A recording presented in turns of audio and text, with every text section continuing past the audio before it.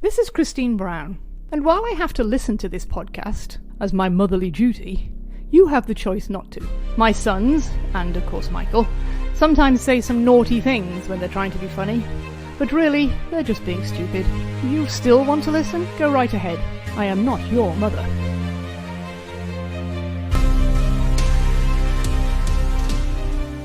Welcome to episode 2 of the Patriots Dynasty podcast. This week we have everybody. We've got Mike Mello. How you doing, Mike? Doing splendid. How are you doing, man? Ooh, splendid. I'm doing very well. Much better now that I've been talking to you. Oh, that's so sweet. We've also got Steve Brown with us today. In the middle of dinner, I think. Steve, how's it going? Amazing.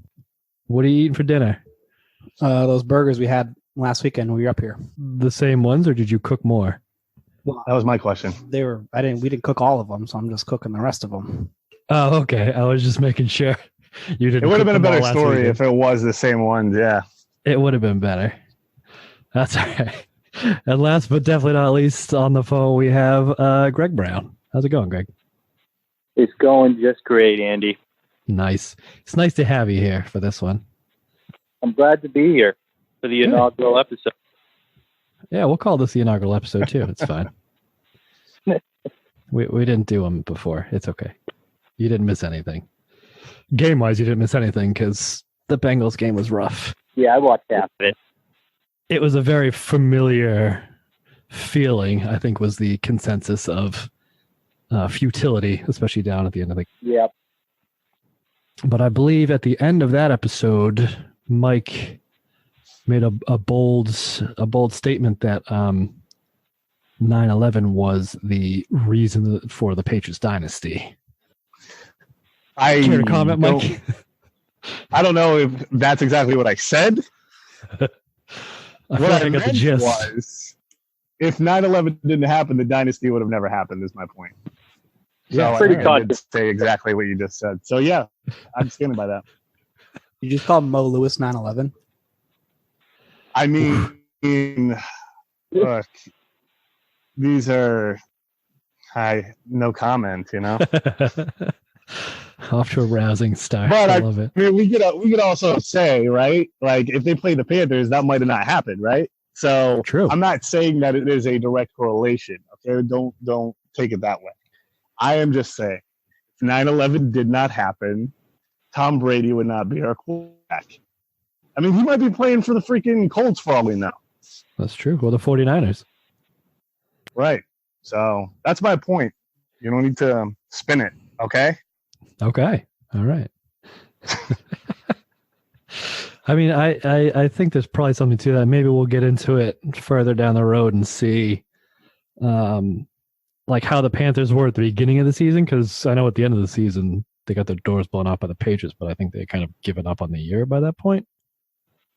So maybe it does change things. See, that's all I'm saying. I'm with you, Mike. I mean, the whole narrative changed. Plus, I mean, here's the other thing. I'm not a conspiracy theorist, right? But the Patriots are playing the Jets after 9/11. I mean, I don't know, man. The New York. Yeah. Yeah, it just seems a little fishy. We're all Patriots at the end of the year. I mean, I'm not going to say that sports is scripted, but if it were, Bob Kraft is an opportunist, and I do not stand by that. And weren't the Patriots playing the Rams, and the Ram is a Muslim figurehead or something? I remember seeing that pop up. I did see that frequently as well. I don't know. It seemed a little too opportunistic, in my opinion. But hey, this is the Patriots dynasty. But you would think that if it was scripted, the Patriots wouldn't have lost to Jets from New York, right? I don't know, but I feel like around that era, yeah, and the Patriots, you know, we're all Patriots, right? Right. The whole Bob Kraft thing, I think.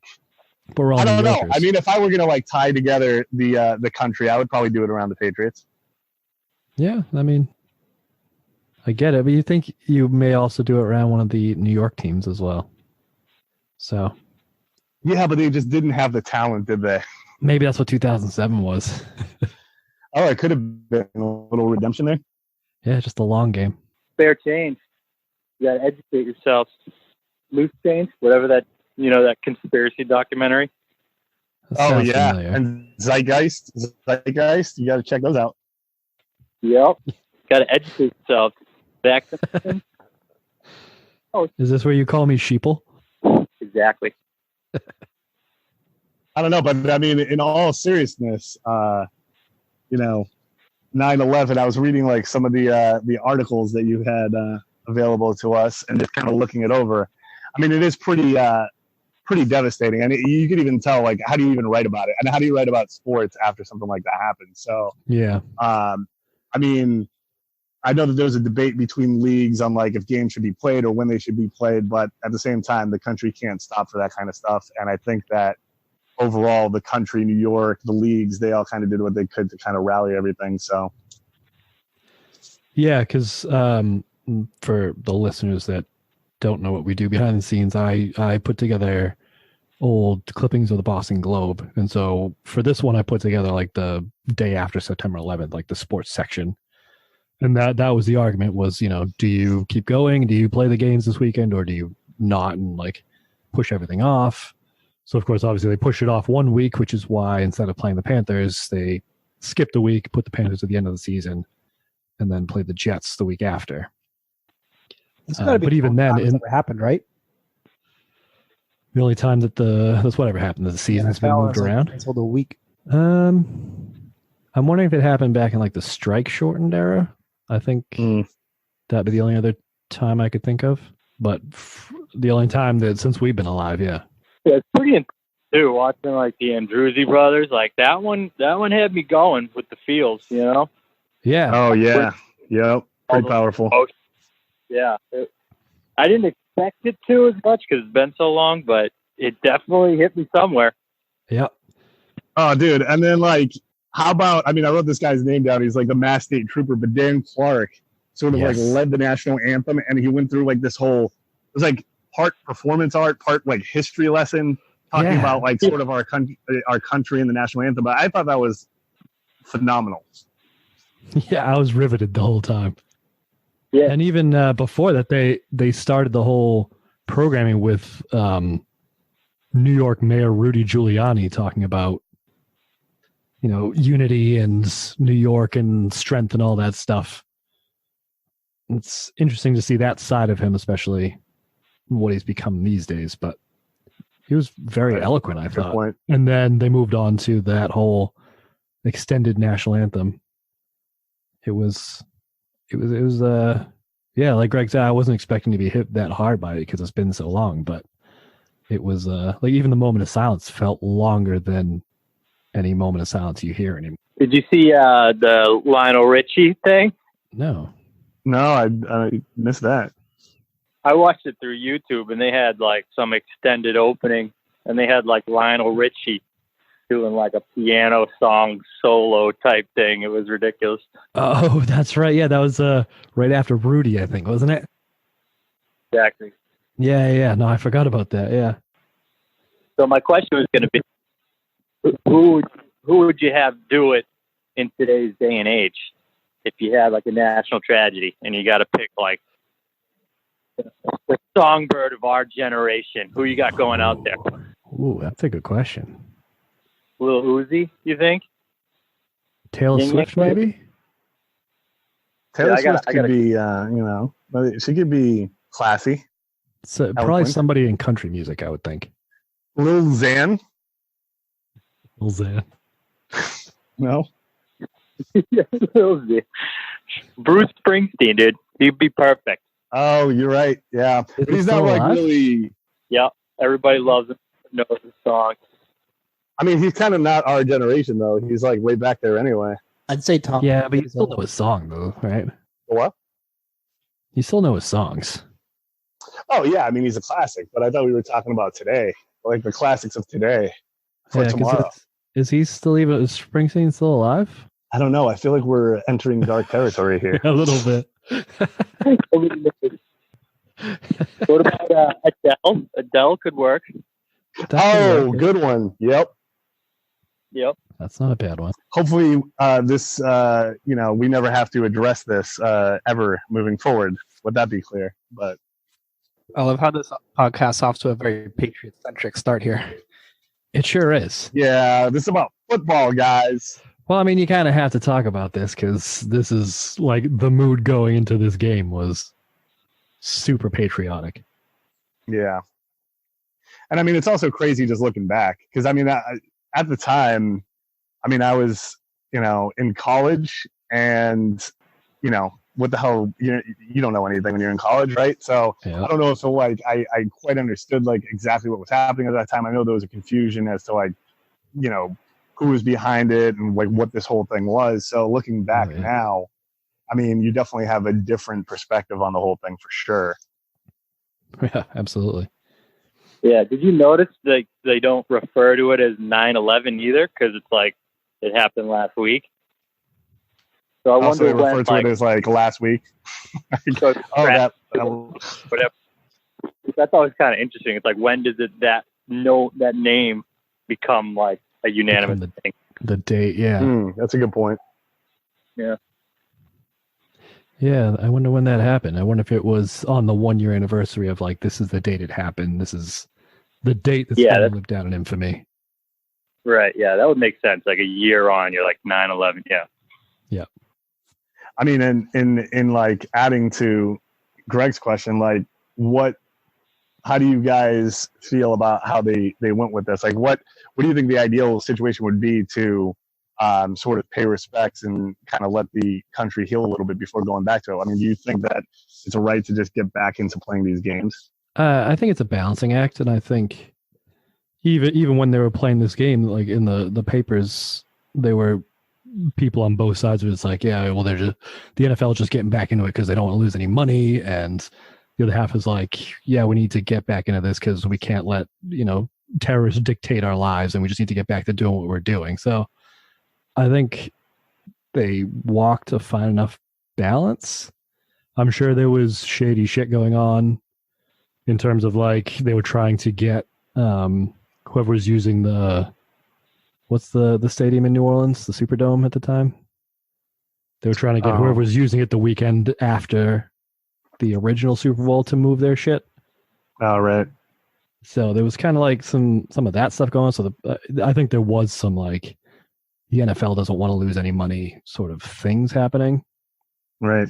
I mean, it's a catch-22 though, because in one sense, I mean, it's sort of like the evil empire where you're talking about they just want to make money, but then it's also like, we're capitalist society, and if we do allow that to kind of change our behaviors, then what are we doing? Right, exactly.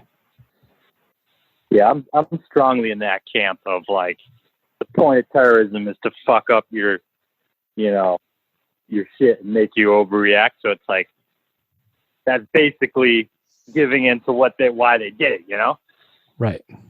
And the fact that we're still taking our shoes off to get on airplanes is exactly kind of points. Yeah, it's a fair point. Not me. Pre-check, bro. That's how the other half lives, I guess. Must be nice. It is. All right, then. I guess it's just me, assholes. Now, the one thing I did catch was that I know Greg touched on the Andruzzi brothers, so the whole family actually going out there because the dad was there too, right? But we're saying that was Robert Kraft's idea, which I thought was kind of cool. It is. And it was also, I mean, I don't know, because it's always a debate with like entertainment and these spectacles of like you said, how much is opportunity versus how much is heartfelt. But just at least not even talking about Kraft or whatever, but just seeing the family, seeing how they spoke. I mean, that was like really just amazing to see their reaction, how much they did love the country, how much they were felt it. I mean, all of them are from New York, if I'm not mistaken. So, yeah, because they were all, or at least a couple of them were firefighters in the New York Fire Department. I think they did something in the Super Bowl as well, like something similar. Yeah, that sounds familiar. But yeah, I think, and one of because they interviewed them like towards the end of the game, the brothers on the sideline, like as the game was going on. Mm-hmm.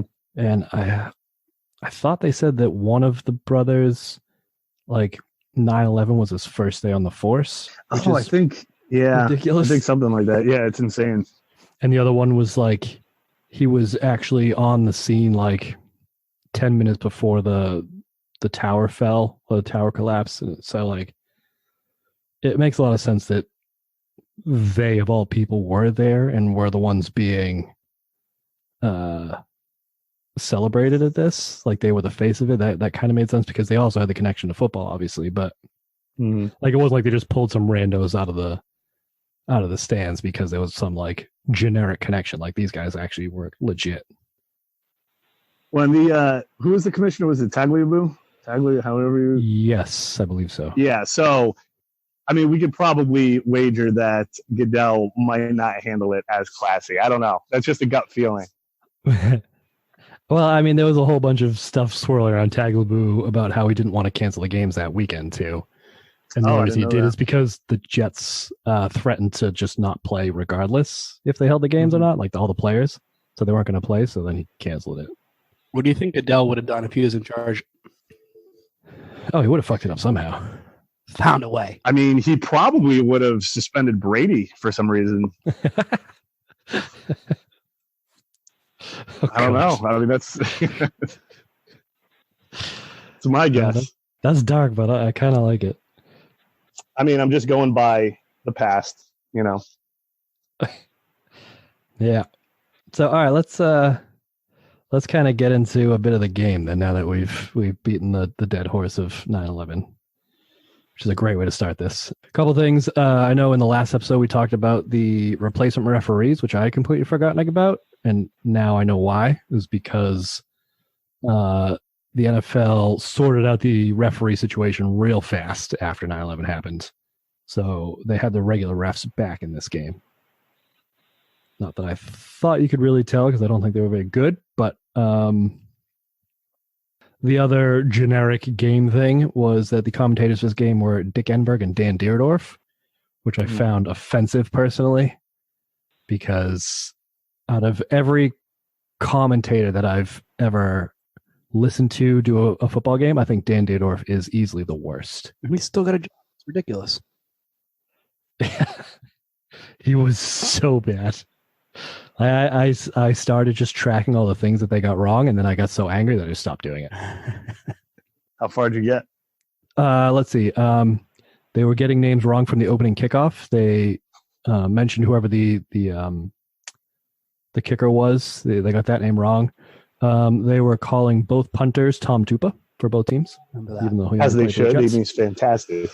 Yep. They didn't understand penalties. They couldn't understand that you get a loss of down on intentional grounding. It took them, I think, 2 intentional groundings or maybe 3 for them to actually understand that was happening. And then Dan kept bringing up how painful it must be for Patriots fans to watch Curtis Martin have so much success.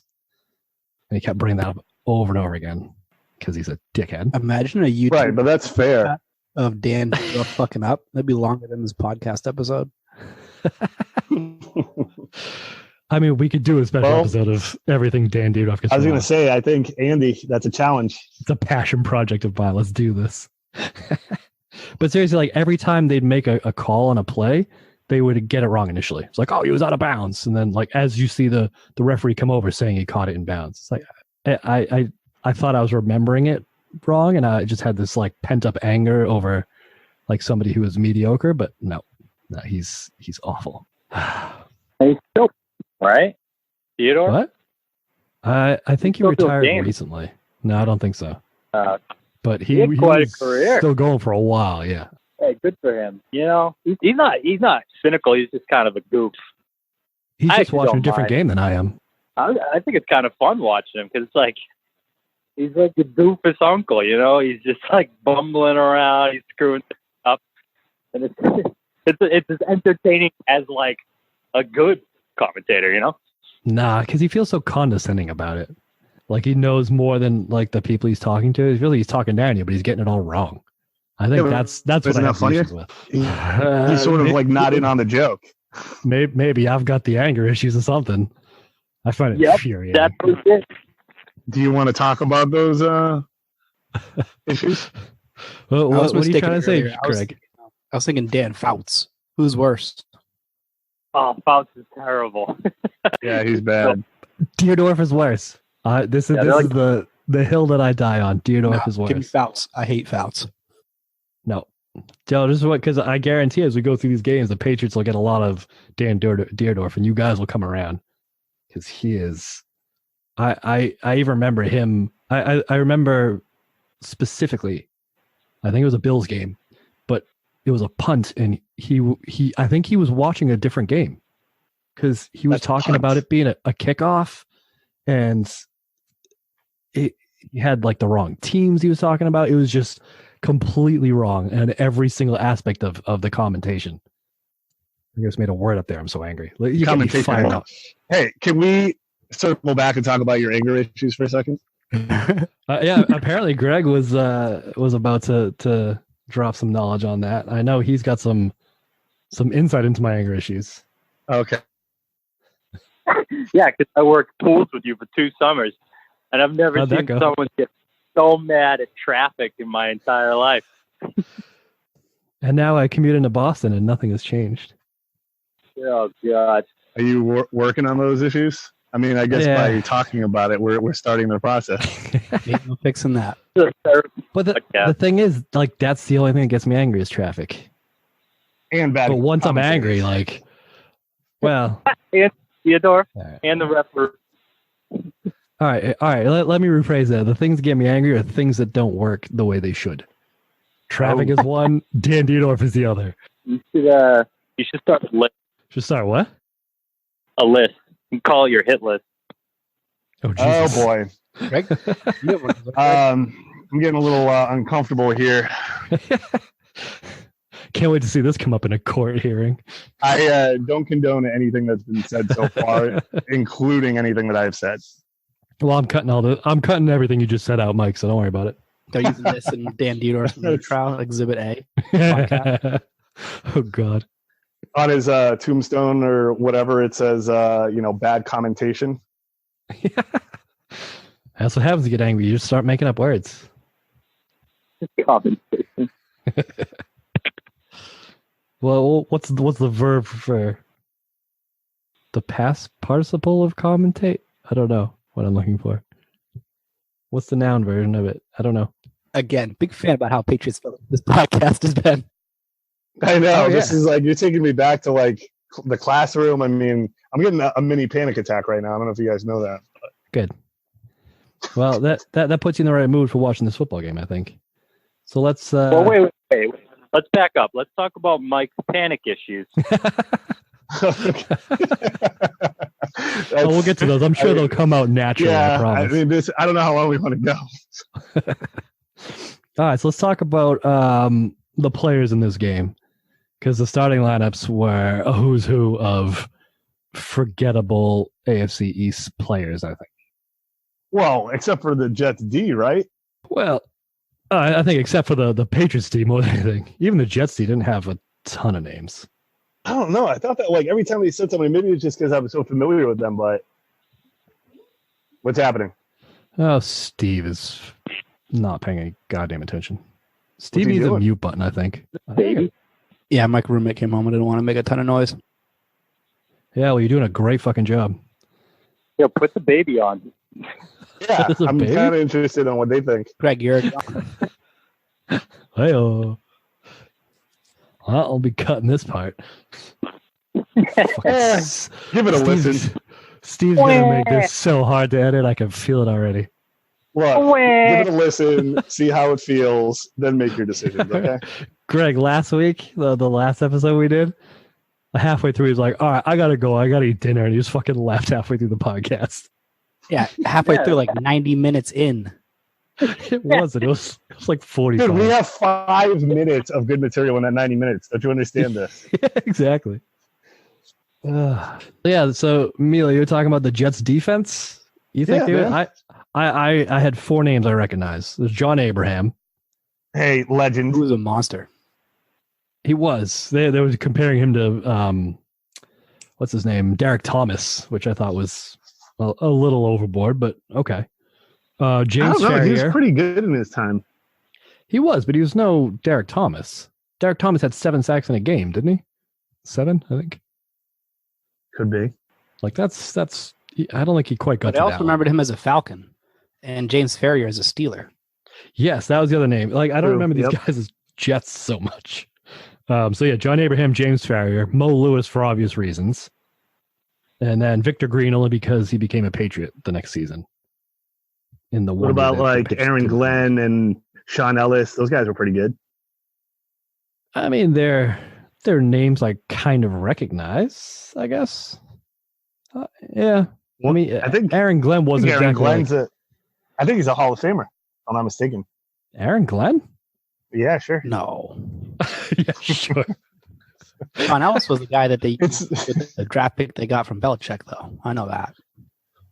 Oh, was he really? Hey, we never really addressed that. Maybe that's for another time, but we should talk about that.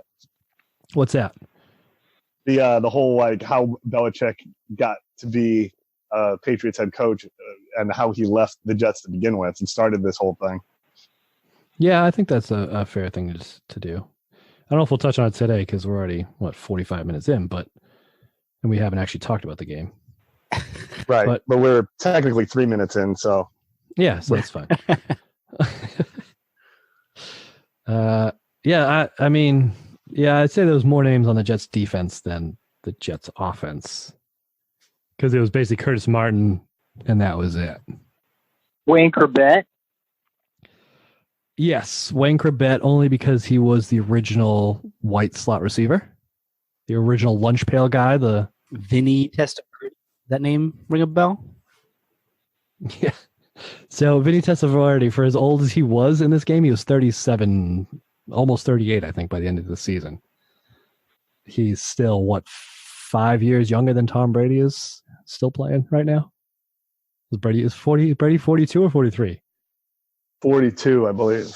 I think he turns 43 this year. Yeah, it did stick as like the two most unathletic quarterbacks I've ever seen in one game. Both of them. Well, with 3, right? I mean, if you're including Brady, Bledsoe, and Testaverde. That's true. One Brady was call them back then. two. What? Yeah, say it again. I could say you could even make the analogy that there were two twin towers standing back there. Oh, yeah, cut that one. Yeah, we're not doing that, okay? We're not doing that. Yeah. So which one went down first? Because that would Drew Bledsoe. We're not doing this, guys. We're cutting all of this out. Like, Jesus Christ. I'm about 10 seconds away from walking off of this thing. Yeah, no, that's definitely not making the final cut. Jesus. That's brutal. I'm not going to say well played, but... Now, yeah. Yeah, it does. But I did think that both of these lineups kind of were very similar to each other. Like you had an older quarterback who was on his last legs, a team that was an offense that was focused around the running game on both sides with no name receivers at the time. And then both strengths were the defense on both sides. And those were the names that you recognize. And all the stats were almost exactly even too, all the way across the board. These were probably the perfectly matched teams. I had a note on that because they were showing Curtis Martin's numbers from the year before, and it was 1,200 yards. I was like, oh, that's pretty good. 3.8 yards a carry. So I looked up rushing attempts players had back then. And if you look from that season, there's 10 or 12 guys with 300 plus attempts, and there was only one last year. Oh, wow. And Saquon was 260.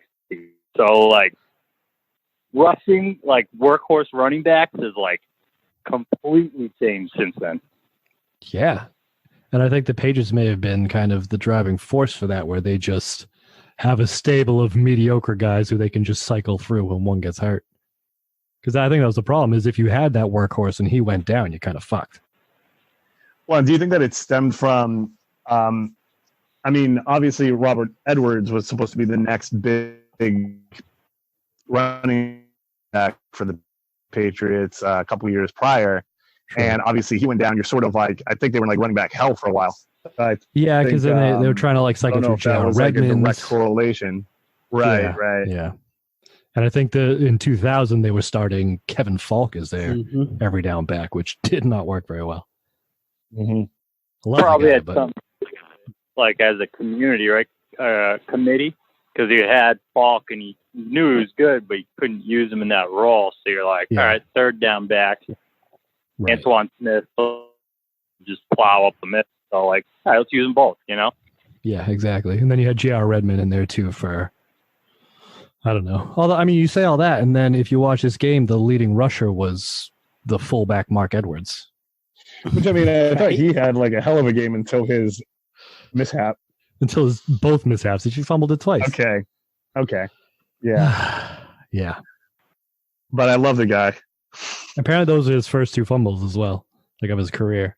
Was this at the point where, as I say, was this at the point where it clearly wasn't at the point where, like, you know, you'd be in the Belichick doghouse if you messed up?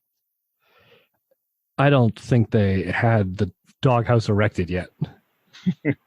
They weren't good enough to be able to put people in the doghouse. What were you going to say? They put him out wide?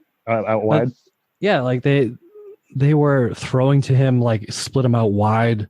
Like he seemed like he was the offensive weapon, which if your fullback is your offensive go-to weapon, that's probably not a great sign, I don't think, even in 2001.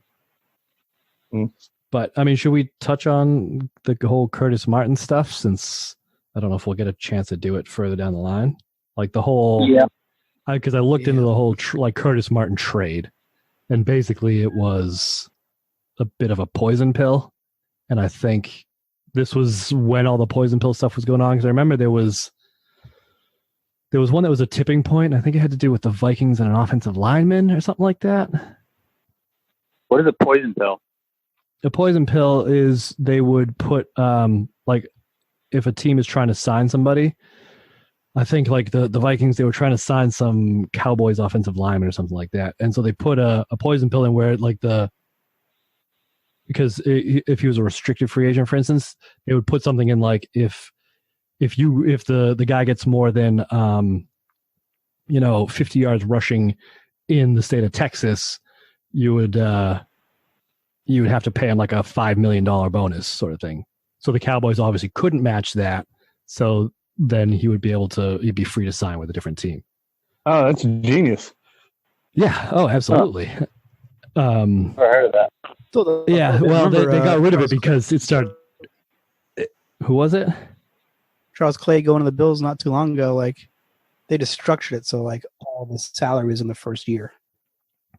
Yeah. So I mean, it still kind of happens, but they got rid of a lot of the egregious stuff where you couldn't do that. But this was before that. So yeah, basically the poison pill and the Curtis Martin one was like he was running out of his original rookie deal. And so the Jets offered him like a what looked like a huge contract, but they also had a clause that prohibited the team from using the franchise tag, which means he could be an unrestricted free agent the next year. And so the Patriots couldn't re-sign him because they risked losing him the year after, but and then they wouldn't get any draft picks or anything like that, like comp picks and that sort of stuff. So the Jets signed him for a big contract, and it was probably going to be bigger than what the Patriots would have signed him for anyway, because they thought he was kind of on the decline, which he wasn't. But there was like a whole bunch of like extra money added in that wasn't actually real money, just to kind of steal him away. Because the Patriots offered Martin 6 years at $12 million, and the Jets ended up paying him a 5-year, $28 million contract. So you got a bunch more. I mean, it's probably the best decision for Curtis Martin, but it sucked for Pats fans. All I remember is I just couldn't help. Go ahead. Steve, Go ahead. Go. I said all I remember is being super hurt by Curtis Martin betraying me, stabbed me in the back. Yeah, Judas. Yeah, that's a middle school opinion right there. Oh, 100%. He doesn't love I just me? couldn't help. I mean, I wrote the note, like, do you think that they won like 3 out of 4 Super Bowls. Do you think if Curtis Martin, all things equal, he's the only difference was, on those teams, that they would have gone 4 in a row? Dude, I mean, Or would they have like emphasized him too much? Maybe. He had some great years in New York. He did. Yeah. But like I have his stats brought up right now, and he had looks like 7-8 straight 1,000-yard seasons for the Jets. Yeah. He was a stud. And I think I saw a stat where he was only one of there was only two other guys who had done it for 7 years in a row or more, and one of them was Barry Sanders, and I can't remember who the other one was. But big name sort of thing. But you're not thinking 4 in a row with him. I don't think, because I think 2002 they didn't lose. It wasn't because they didn't have a running game. I think it's just because they had a Super Bowl hangover more than anything. There's something with Brett Favre. I remember hating Brett Favre because of the 2002 season. Brett Favre is the reason we missed the playoffs twice. I just remember hating him because he would send dick pics to people, and I didn't think that was appropriate. You didn't like his dick pics, Mike? No. What I saw, I'm not a fan. Or were you just mad you didn't get them? Who says I didn't? Oh, touche. Oh. All right, let's Well, wait, one more comment on Curtis Martin. Yeah. His stats are crazy. He played 11 years, and he had 1,000 yards in 10 of those seasons. Jesus. It's pretty good. That's pretty impressive. He had almost 1,700 rushing yards a year before he retired. Good God. Yeah, he was Just still in his prime. Yeah, just for running back to play for 11 straight years and still be that productive, I think. Yeah, now that's a guy. I'm sure you'll see that again. He should be in the Hall of Fame, I think. I agree. Is he in the Hall of Fame? Can somebody check that? I don't know. No, he's not in the Hall. I don't think so. Well, that's a freaking travesty. We should spend the rest of the time talking about that bullshit. Other question. Has enough time passed? I have no idea. Mike, I checked your Aaron Glenn take, too. He's not in the Hall of Fame either. Yeah, I checked that out. I don't think we need to double check that one, but all right. All right. All right. Jesus. Yeah, I mean, I'm not too worried about spending all this time talking about Curtis Martin and 9/11 because there's not much to talk about in the actual game itself. But let's just talk about the Jets for a bit. They did go 10-6 this year. Wait a minute. Curtis Martin is in the Hall of Fame, guys. Jesus. Is he? Yeah, I'm fact checking right here. All right, so you're 1 for 2 on Hall of Fame calls. Good. That's all I'm saying. Yeah, all right. It's back to 500. Yo, you know Like who the else? Patriots. I got Dan Theodore from the Pro Football Hall of Fame. I'm not Now, going are to you fact check that because because if he actually is, that's going to make me angrier than the fact that you just telling me that he is. I'm just going to believe you're saying that to make me angry. He received the Pete Rozelle Radio Television Award from the Pro Football Hall of Fame. For freaking commentation. That's awesome. Mike, you wouldn't might know not get talent. invited back to this. You would not know talent if it hit you in the face, is all I'm saying. Neither would the Commentation Hall of Fame either, apparently. Oh, God damn it, Dan Dierdorf. Fucking useless. I'm going to put together a super clip of him saying shit wrong. My new passion project. He's got a sick mustache, though. He did. I'll give him that. So the Jets finished third in the AFC East, made the playoffs. 3 teams in the AFC East made the playoffs. So AFC least? I don't think so. With the Dolphins or the Bills? I believe it's the Dolphins, yeah. I don't think the Bills were good at this point. This was their Jim Kelly hangover era. Which continues That's a pretty bad hangover, too. Yeah. Oh, no, it was the Colts. Wasn't it? Oh, The Patriots. Oh, yeah. I They think were in there. Yeah, Patriots, Colts, Jets were the 3 AFC East teams. you completely forgot. Yeah. I mean, can we just say Jim Kelly, 4 straight Super Bowls? I mean, I don't know if he was the quarterback for all of them, but that is a pretty bad hangover. And I don't know if they've made the playoffs since, so that's terrible. They made it once. They were 9-7 a couple years ago. That's They made the playoffs, and they lost to Sweet the record. Jags in a game that ended like 6-3. And the Music City. Oh, you're right. Oh, I remember that. Oh yeah, and the Music City Miracle where they lost to the Titans on that throwback on the kickoff. Yeah. Oh, you're right. Yep. Okay. Yeah. Wow. Had an illustrious playoff career, actually. Yeah, so they would end up losing the wild card to the Oakland Raiders, which I think we will end up touching on later. Head coach is one of my favorites, Herm Edwards. This was his first year as an NFL head coach. Really? He was with the Jets, until 2005, and then with the Chiefs, obviously, from 06 to 08. And then I think from there he just went to college. I know he's coaching college now. Arizona State. Yeah, okay. And it was great to have him in the league because the Patriots would go 9-2 against Herm Edwards' coach teams. He won 2 games between 01 and 08. Yeah, and this was one of them. I guess, yeah. Without Brady went 9-1. Yeah, basically.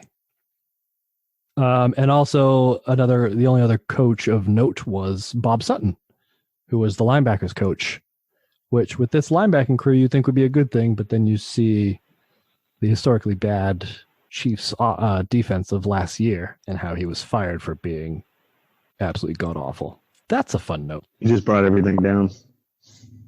Well, that was the idea. Herm Edwards, he'll do that to a guy, to a podcast. You should talk, Andy. What? You should talk to somebody. What about my anger towards people? People I've never met. It's people I've never met. If I meet you, I'm less likely to be angry at you, I think. I don't know. I think I've made you pretty angry over the years, so that's a false statement. Yeah, I feel like it's the other way around, actually. Yeah, it has actually been that way for a long time. Yeah. I mean, the headbutt that I gave you in the face, that was by accident. If we're putting the cards on the table. You just can't let it go. You know, I could have, I don't condone violence, but things could have gone a million different ways. And I'm a peaceful man. And he just won't let the headbutt thing go. And I don't understand. I mean, it's the headbutt of 15 years ago, for crying out loud. Yeah, that's true. I don't know what he's telling you guys, but I'm just frankly sick of it. Oh, that's not what I've heard. Something just came to mind that I wanted to bring up. Oh, just to give a little color to the conversation, is I was watching The Big Lebowski the other day, and okay, he's the bowler. That's exactly Jesus. Like, look, I may or may not have heard that about 50,000 times. So thanks for being 50,001. And I was also dressed up as that gentleman for Halloween some year. So if you can find those pictures, you brought it upon yourself. Okay, it'll be a treat for you if you can dig that up. That would be a treat. Hairnet and all, and I think I'm licking a bowling ball. So yeah, in the purple jumpsuit, right? Yeah, purple jumpsuit, the whole shebang. Yeah. We won't talk about what his character is because I didn't really think about it until after I wore the costume that I probably don't want to be associated with that guy as a character, but it did look legit. Why? I don't remember the character in the movie. I think the character in the movie allegedly may or may not have spent time with children. I don't know. Oh. I may have not been aware of that fact. Yeah, I wasn't sure that's where that was headed, but all right. Okay. Moving on. We all make mistakes, guys. Speaking of pedophile, how about the first half of this football game? Oh, boy. Yeah, I'm going to leave now, guys. Thank you. Thank you so much, guys. What are you, Steve? Do we think he's really gone? No. I don't think he's really gone. Yeah, so let's talk about this football game. You know, now that we're like 45 minutes into this, 55 minutes into this. It's going to be a lot of editing. All right, I decided to come back, guys. All right. Oh, good. Thank I'll give God you one more that. chance. I'll give you one more chance. I couldn't stay quiet for that long. So we'll give this another go. All right, let's do this. But I'm on the edge. All right, Mike, lead us off for the first half. Tell me your thoughts on the first half of this game. The first half, I would say, top 250 games I've ever seen played out. I'll tell you why. One, That Jets D was just tough as nails. I remember, like we said, those star-studded team there. The punter, Lee Johnson, again, I said it last time, I'll say it again, star punter. What else can you say? The guy's number one in everything. He's punted for 42 miles or something like that total. Exactly. It doesn't matter that he played for 72 years. He's amazing. For bottom of the barrel teams his entire career. Yeah. The running game I felt was far better just optics wise. I don't know how you guys felt about that, but I thought, they used 4 guys like you touched on, but they were pretty solid, I think. Mm-hmm. I don't know if you guys thought it was an obvious upgrade, or if you even knew, that Antoine Smith would sort of be the guy. Yeah, it didn't feel like it from this game. It felt like they were sharing the load. Like we touched on earlier, it was a lot of Mark Edwards getting actual physical handoffs. My guess is, going back to, I think it was Greg talking about the doghouse. I don't remember seeing as much Mark Edwards. But then again, I may just not be remembering correctly. But I feel like when thinking about the 0-1 season, you think about Antoine Smith being the workhorse. Mm-hmm. And that wasn't happening in this game. It was much more spread out. There's a whole lot of J.R. Redmond and Mark Edwards and Kevin Falk getting carries in this game. Yeah, it was all pretty even. But what stood out to me in the first half was the unbelievable play of Drew Bledsoe. Okay. I feel like essentially every good play that he made was followed by a horrible one right after. Yes. I was hoping. Yeah. Yeah, and it happened time and time again. It was actually amazing. It was. Yeah, that's so true. That one intentional grounding where he was about to get sacked and he just flipped it sidearm into the top. It's so blessed. Hurt.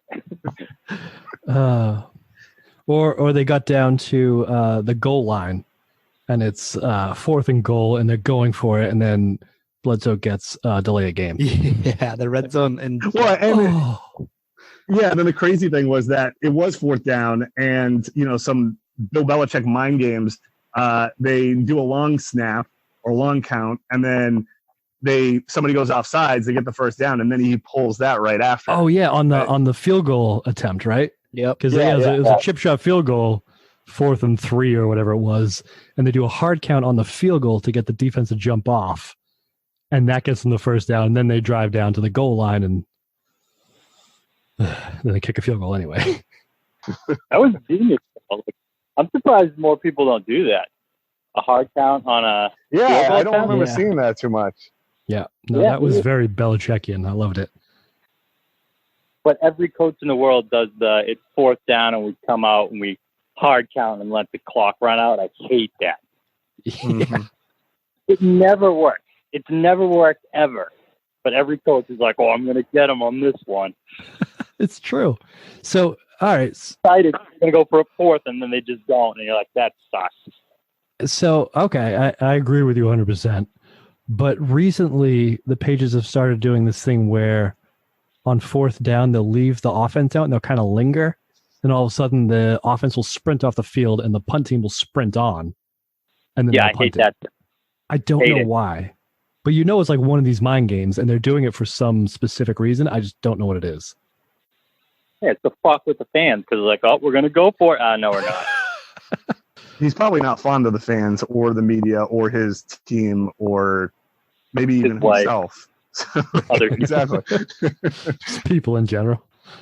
Yeah. Demarius Thomas. Oh, yeah. That's kind of an interesting thing. It's also interesting that players are starting to speak out a little bit more on a little bit more Belichick stuff. I don't know if that's social media driven or whatnot, but interesting. Yeah, I think the only guys that ever seem to speak out about that stuff are guys who don't spend much time here. Who was the Colts wide receiver that we picked up and then he retired because it was too hard? Reggie Wayne. Oh, Wayne Corbett. Yeah, Reggie Wayne. Cassius Wayne Marsh. Corbett. Mr. I guess tattoo underneath your eyes. Yes. Man. Yeah. Reggie Wayne. So Wayne Kravett, back to the game. Yeah.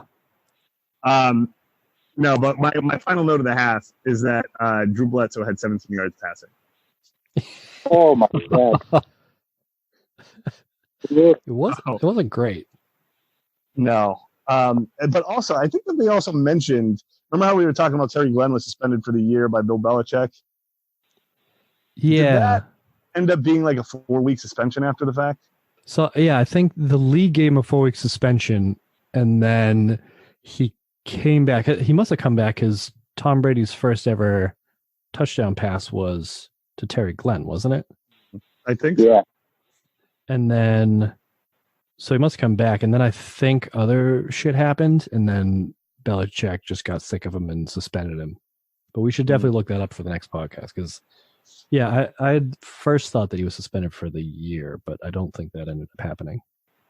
Yeah, I think I saw them say that it was like he got suspended by the league, and then he just didn't show up to like training camp and practice. So the Patriots were like, "We'll just suspend him for the year." But he must have changed at some point. Yeah. So the only other thing that I had for the first half was the emergence of the tuck rule. Because the only one long drive that the Jets had, they were driving, they were in the red zone, and Testaverde got hit as his arm was like pulling the ball back down again. Patriots recovered the fumble, but then they overturned it, and the Jets ended up getting a tying field goal at the end of that. Yeah, and this game ended 3-3. It's funny that they don't like bring that up when the tuck rule is discussed. You know, they kind of make it seem like that was the first time anyone had even thought of that. Right, and yet the Patriots has already seen it. Yeah. Right, exactly. Fans, yeah. Foreshadowing, shall we say. Right. That drives me crazy. I was actually having that conversation with someone at work today about like the Lions, the missed calls in the Lions game. Yeah. And it was like they miss calls all the time. Sometimes you get them, sometimes you don't. And the kid was like, "Oh, well, you don't understand because you're a Patriots fan and you get every call." It's like, no, you're just bitter. So you like the calls that went for the Patriots stick out in your mind. Like, yeah, there's few calls that have gone against that. It's like any team in the NFL.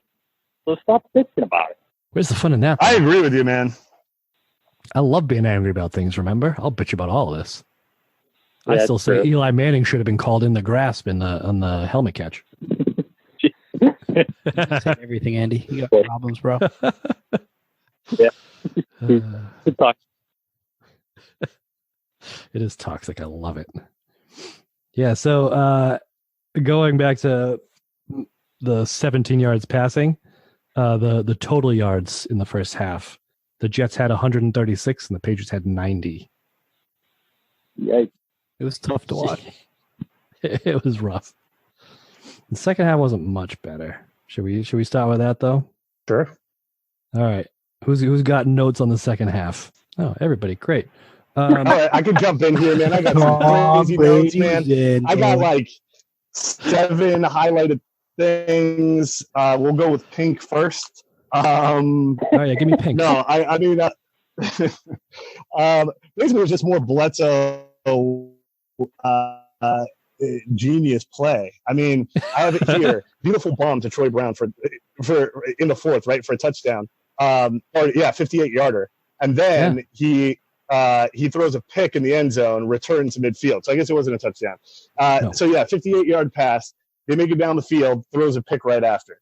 That's Did you see the replay when they were showing the pick? And I think there was 2 or 3 receivers to the right side of the field in the right corner of the end zone. In the left corner, there was 1 receiver, and I believe it was either 5 or 6 defenders around him. And Bledsoe's like, "Yep, no, that's my choice. Throw it to the left." Brutal. Yeah, but isn't it kind of funny? Like it's so Drew Bledsoe. I get a sick kick out of it looking back. Yeah. I think it's so. But I think that. But this was my point. Go ahead, Jay. Because you remember the feeling. It comes back so quickly of like, yeah, Bledsoe's awesome, but he also sucks. Like, what is he doing? Yeah. You know? Yeah, it was that very. It was that very familiar feeling of futility at the end of games. Like, well, we were kind of in it, but this is what happens. We're the Patriots. Yeah. I mean, but if you look at it this way, he kept it interesting every week. Like with Brady, you kind of know what to expect. Well, we do now, but I think back in 2001, I think the difference for this team and the reason they turned it around was it was still the same. I think Brady wasn't any better than Drew Bledsoe, but they were still keeping it close at the end of the games, and Brady would make that one last play at the end of the game to get the W instead of losing the game. Yeah.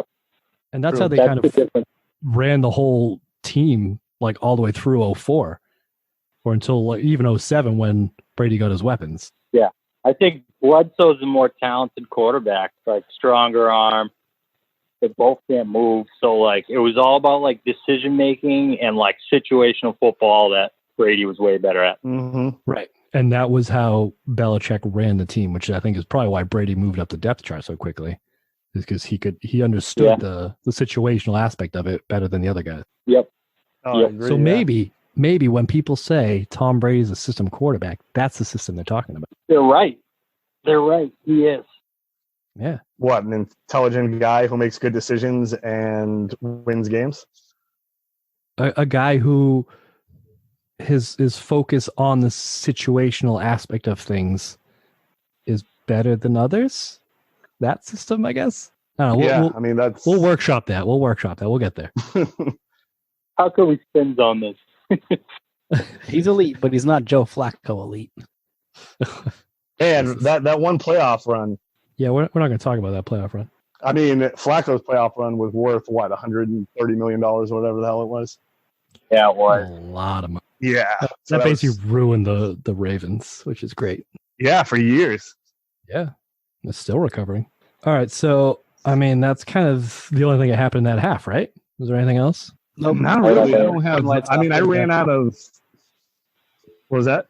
Game over. Turn the lights off. Go to bed. Nothing interesting else happened at the end there. Yeah, the highlighters dried up pretty quick. Drew Bledsoe got pulled because of performance, right?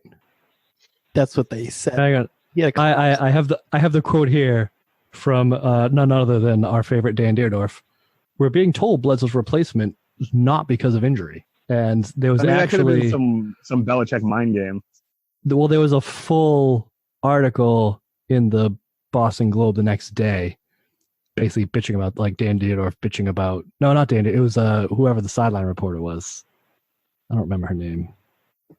But basically she went up and asked the PR people and they're like, yep, nope, it's not an injury related thing. And everybody's like, yeah, it is. Like apparently even Gil and Gino on the radio broadcast are like, they're saying it's not an injury thing. Well, and I mean, we're obviously talking about Mo Lewis's hit on Bledsoe and sort of him kind of finishing out that drive and then being pulled. But he was standing on the sideline. What I think is insane is didn't he have a punctured lung and like internal bleeding, and the guy is just standing on the sidelines like nothing happened. Yeah.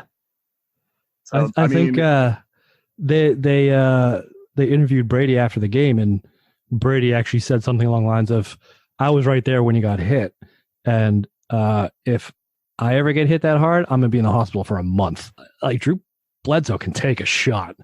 Oh, hell yeah, he can. I mean, he's tough. But I also couldn't see in the broadcast that I was able to watch, but I mean, wasn't his whole face mask like bent when he took that shot? That's what they said, yeah, but you couldn't see it. I mean, you didn't really see him much with the helmet back on. Right. But yeah, I didn't. Maybe it's one of those like see. legend things. Yeah. Or maybe it was bent, but it was just like not enough that you can actually see it, sort of thing. Right. It's technically bent. I mean, I just looking back, I don't know if it was I definitely remembered seeing the bent face mask and just like how gratuitous it was. So that didn't happen. Yeah, no, I don't think so. It was good to confirm that. Seriously. Well, if we want to go conspiracy, I got one for you. Oh God. They're all saying that nobody really knew how hurt Bledsoe was, and that they put him back in the game, and then they finally pulled him. I think they knew how hurt he was, but they put him back in the game anyway. But they just made him hand the ball off. All he did, he did 2 handoffs and a shovel pass, and then they turned the ball over, and he never saw the field again. I think they knew how hurt he was. So what would be the purpose of that? As a decoy? No, so he can get hurt even more, and Tom Brady can come in. Exactly. Oh, there you go. See, we got there. Well, it was a one-score game, so they're probably hoping they could pull the game out. Yeah, that would probably be my guess. But Which Tom Brady almost did. they didn't seem like they were going to trust Bledsoe to throw the ball down. But to Steve's point, I think he's right. You put Brady in there, and you expect him to look like the absolute goober that he looks like on his player profile picture there. Mm. And like he just looked like normal Brady's out there, just calm and collected, picking up chunks of yards, actually moving the ball for the first time through the air in the entire game. He had more than 17 passing yards, I think, in that drive, right? Oh, did he? Yeah.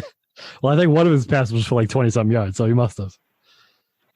Well, and it was interesting because obviously, I mean, he didn't have command of that the first team, you know. So certain things were sloppy. He was a little bit slower than maybe we're used to. But even in that sort of 2-minute drive, it still looked better than Bledsoe's had in the last like 5 years. It did. It looked more under control.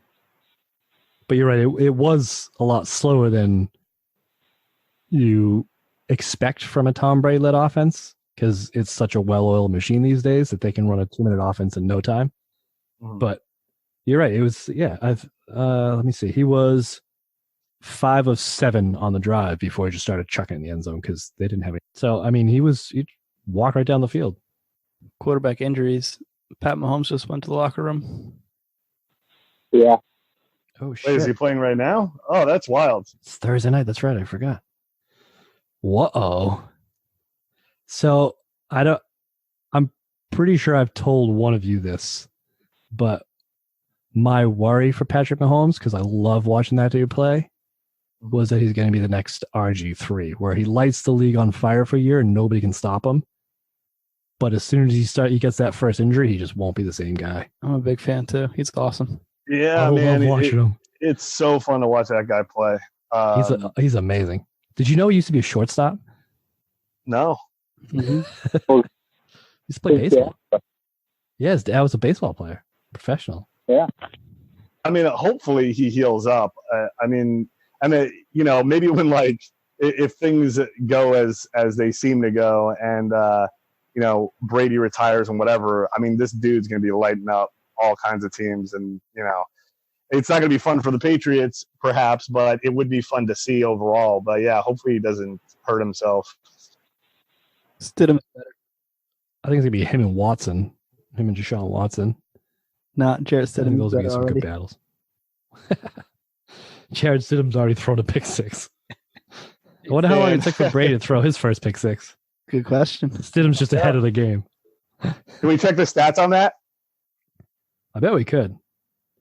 Well, Yeah, actually, I may have. Can we that. get a stat guy? Oh, we gotta get a stack up. I am the It's stat. called was that? bullshit on the stupid stuff you guys say.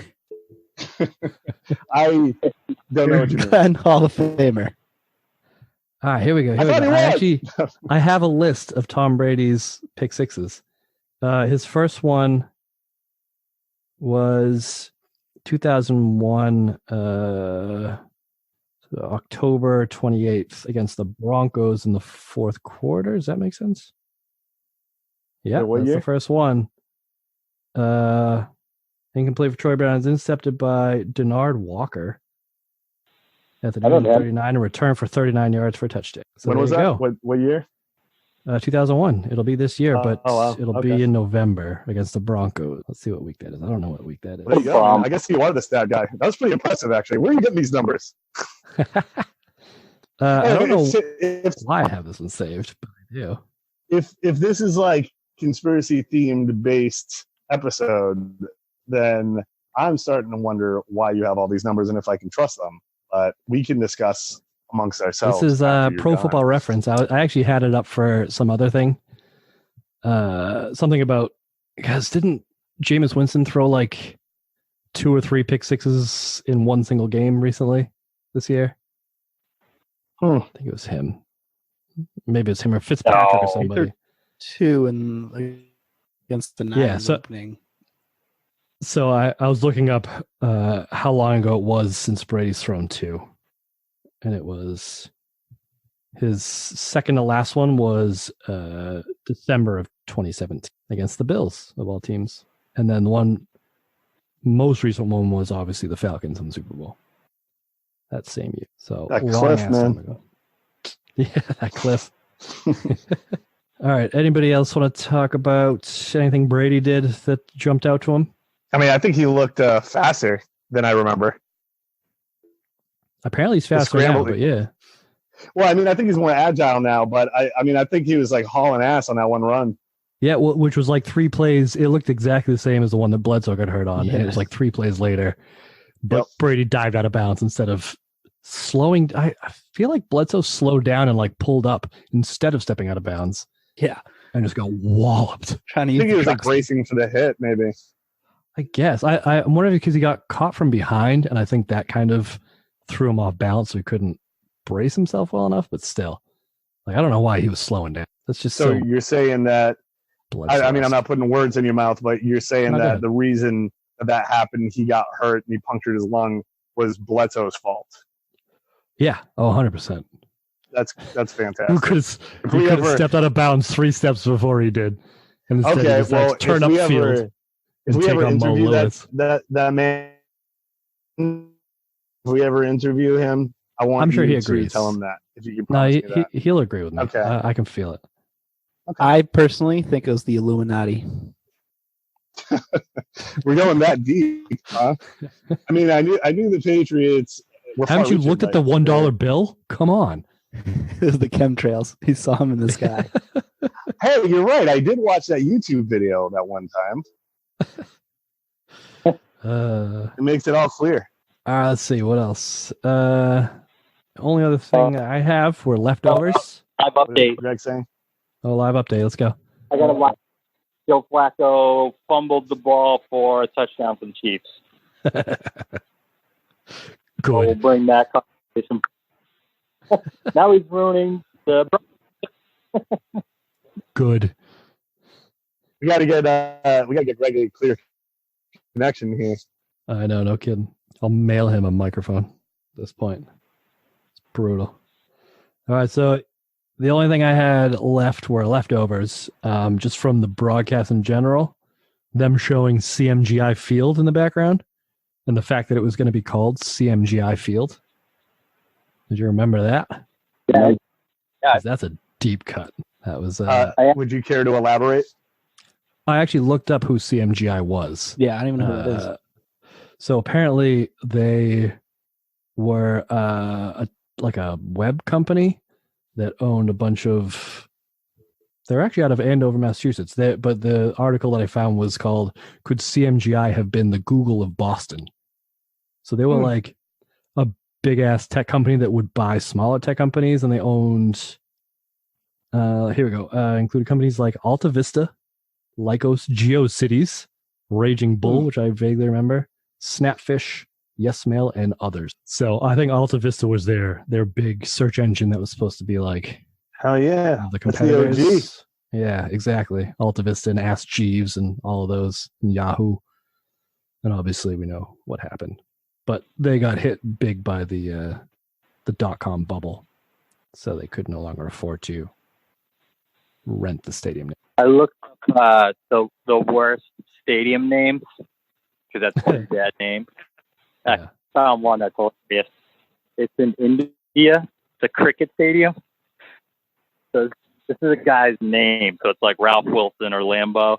His name is Dr. Y.S. Rajasekhara Reddy, ACA-VDCA Cricket Stadium. I love that. Like you found that out. I love that. What did you Google to get there? Who needs a stats guy, huh? Yeah, right. Right, I know. What was I thinking? Couldn't just made it Raj Stadium. Come on, buddy. Right. Now you gotta get the full name in, but it doesn't have the same effect otherwise. Here, signature line with all the like acronyms and bullshit. Oh, it's fantastic. What were you gonna say, Mike? I didn't know if you were going to talk about the other leftover, but I was going to bring up, we're going to do the best and worst thing again, because I do have one that it's actually a pretty good Bledsoe play. Yeah, let's do it. Give me your best and worst, Mike. All right. For best, so Damian Woody fumbles the shotgun snap, and Bledsoe dives on the ball like a maniac as like two like Jets are jumping on him. And it made me think of like, Cam Newton in the Super Bowl, he's like deciding if he should jump on the ball and he doesn't. Like they could have won the game. And this is like, against the Jets week 2, and the guy is like putting his life on the line. So that was pretty awesome. That was great. That's classic Drew Bledsoe. Love Bledsoe. But what did he do the play after? Because I bet it was what did I call him? Butt clench Bledsoe. Because nothing makes your butt clench tighter than Drew Bledsoe on 3rd and long. That is great. It's because I knew the outcome of the game. I've watched this game before, and it's from 2001. And every time he dropped back on 3rd and 12, it was like an instinct. It's just like tighten up, like that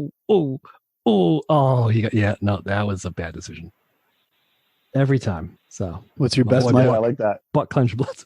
So that was his best. What was your worst? That was the best. Every time somebody on the Patriots touches the ball outside of Tom Brady. Pretty much the worst. There's too much, man. There's like Mark Edwards. There's all that stuff. I mean, I can't go into it. So, all right, I'm going to counterpoint that, because my best was every time Troy Brown touched the ball. Because I remember, like, obviously I like have this soft spot for Troy Brown, and I'm always like, yeah, Troy Brown's my favorite Patriots. But I never you kind of forget why until you go back and actually watch the game. And the dude is electric. And he was kind of the only weapon. It felt like he was the only weapon on the Patriots for years, but they never even really utilized him for whatever reason. But like he's returning punts, and he's like not calling fair catches, even though there's 3 guys around him, and still somehow managed to get 10, 15 yards on punt returns. Every time he catches the ball, he goes for 20 yards. He's always wide open. I wrote down like that return that he had that was like for 23 yards, but it was like it looked amazing. Yeah. Oh yeah. I think it was in the second quarter. But every time he touches the ball, you're right. Like he probably should have called a fair catch for it, but he's like, you know what? No, I got this. And he sidesteps that first guy every time. It's like Edelman when he used to return him. I'm gonna change my statement and say the worst is every time Bledsoe was involved in anything. Can I say that? Yeah, all right. Because you're right. You convinced me. It's quite a reversal. Kind of. He's a big Mark. I think my worst was watching Gerard Cherry try to be the poor man's Matthews. That one play where he lit the returner up before the returner even caught the ball. That's kind of rule number one of like being a gunner on the punt team is like not hitting the guy until he catches the fucking thing. And then he gets up like, whoa, what did I do? It's like, man, Matthew Slater. Dude, he took a risk. He sure did. Sometimes you got to go for it sometimes, There was a quote in the paper the day after about him being like, well, I think I kind of got pushed. I'm like, nah, I watched to see if you did. You didn't get pushed at all, bud. You just hammered through 3 guys to get to the kick returner. On a mission. So that was my worst. What about you, Steve? What's your best and worst? That pick Bledsoe 3 that we talked about was just awful. It was so bad. Like they had like, oh, we can do it. Got a little momentum here, So what's your worst? And the best is definitely getting a little taste of Tom Brady and what's to come. Just an aperitif. That's a good one. Yeah. All right, Greg, give me some best and worst. Yes, I didn't have a best and worst, but I have one that we didn't talk about. I don't know if you guys caught this, but they were talking about Kevin Swain and how. So I looked up his Wikipedia. This guy at one point played 52 straight weeks of professional football. So he played for the NFL, the AFL, and the XFL all in 1 year. What? Whoa, really? How Jesus. 52 straight weeks of football. That's almost a full year playing every week, That's Holy which crap! is that's unbelievable. outrageous. Yeah. Yeah. And it maybe like the exit, this dynasty might outlast 2 iterations of the XFL if we're lucky, which could be awesome. That's That would be amazing. So that sounds like it's your best. So yeah, we'll call that my bet. Yeah, hell yeah. Yeah. You got That's a all I worse? had though. Yeah. No worse. No, that's You're all I had. An eternal optimist. I like it. Yeah. Yep. Yeah. What about the? You could use the jumbotron in the old Schaefer Stadium, whatever the fuck they were calling it at this point, Foxborough Stadium. That thing looked beat. Like broken pixels and shit. Do you hear them making fun of the Oh, stadium? The commentators, Yeah. where they're like, "Oh, they're gonna sure miss this place," and then Theodore Finn with a not. Oh yeah, I remember Like, that. dude. Fucking Deerdorf. The Of course best. he uses the not joke. God. Yep. You know what? All riled up. Hall of Fame. Hall of Fame career. Hall of Famer. I'm not fact checking that. I'm just not going to do it. I don't. This is a Hall of Fame episode of the podcast, in my opinion. I think it I is. feel pretty good about it. Yeah. Yep.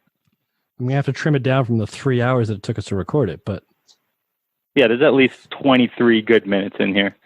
Oh yeah. I'm surprised mean, you didn't go 24, Greg Brown. That feels like your number. Yeah. Ooh. Well, there's still time, fellas. Another hour, we can get a minute out of it. I'm up for it if you guys are. Nope. Okay, never mind. I am all done.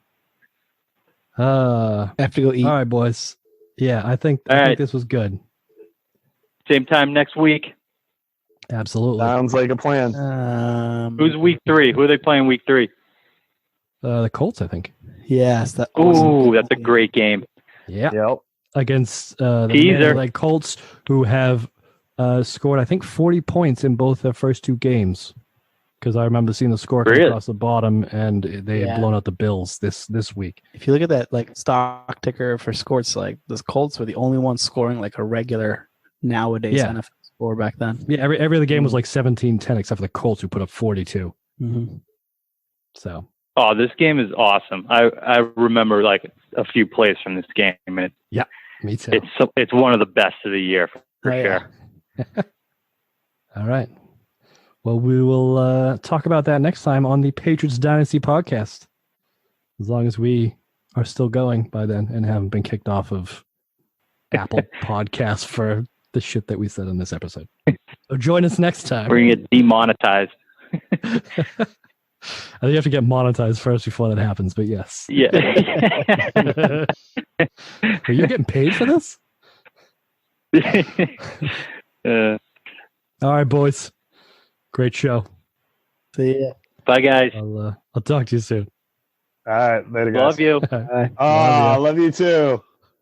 Not you, Mike. I was talking to Andy. Okay, I figured, but I thought I'd jump in anyway. Love you, Mike. Oh, thanks. Bye, guys.